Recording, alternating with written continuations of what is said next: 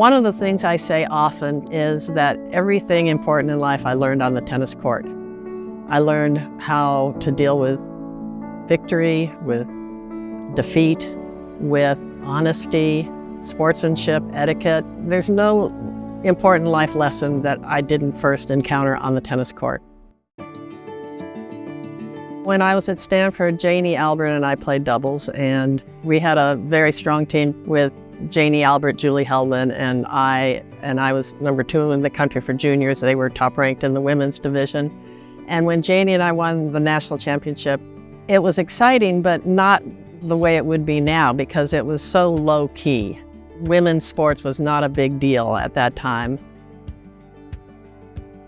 When I was getting my PhD at UCLA and also playing pro tennis, I was in a 5-year program at UCLA, and so during the summers I would go and travel and play pro. Julie and I have known each other for many, many years when she was a junior in Southern California and I'm from Southern California. So we'd known each other for years, but we played together in the first year of World Team Tennis in 1974 when she and I played for the Philadelphia Freedoms. We played doubles, and she was an amazing teammate. She had this inner fight that she just never gave up and always did her best.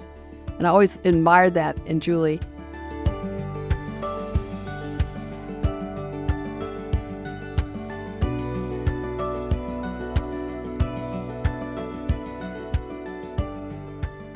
By accident, I think I was an early leader in the field of sports psychology, and the reason was I think tennis itself is such an individual sport, and if I were going to get better, I needed to learn about conditioning, nutrition, and the mental game. And so when I retired and I was working for the Philadelphia Flyers hockey team, I felt that they could benefit from all that I learned in my tennis experience. Not only was Julie right at the beginning of professional tennis, but she also was at the beginning of psychology for athletes and others. It's amazing how much help we all need in the emotional, mental side of things. Sports psychology is about performance enhancement. It's not about finding what's wrong or defective about somebody. So it's about learning how to mentally prepare for competition, how to handle pressure, and each person's individual. For example, in the locker room, Billie Jean would be talking and bouncing off the walls, and Martina would be taking a nap, and that's, that it fit their temperaments.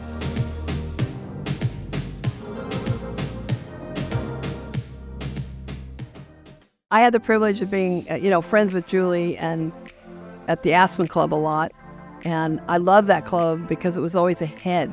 If you traveled throughout the world like I did and Julie did, you'd see where the Aspen Club was always on the cutting edge. As what a pioneer you were before people did you were a pioneer. On the front of the Aspen Club where I practiced and trained, it was one of a kind facility. We had everything there. We had tennis sports, we had the gym, as we had basketball court, we had massages, but I loved working out with you, practicing, playing. You taught me the pro to my serve, and you were just ahead of your time. They were so helpful in the mental, emotional side of things, and also the workout rooms.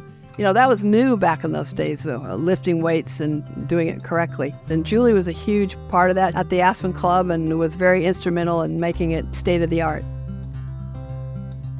As an owner of the club, I wanted to have a physical therapy department, and I started a sports medicine department, and I felt that everything I learned in my tennis career would suit everybody wanting to get healthier or do their sport in a more efficient way. So to do nutritional counseling, exercise counseling, and customize it for each individual person.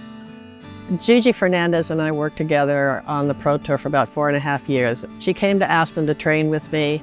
She lost, I think, about 20 pounds. She learned how to have some discipline with her practices. It's convenient that you can measure a trend by just the amount of prize money. So she was making about $200,000 a year. And by the time we stopped working together, she was making $1 million at the time.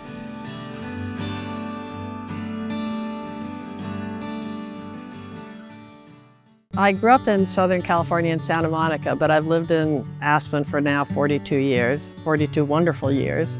For me personally, just having the luxury of being surrounded by nature, that I open my front door and I see mountains and blue sky and As a Santa Monica girl, I thought I could never live from the ocean. Now I can't imagine living away from the mountains.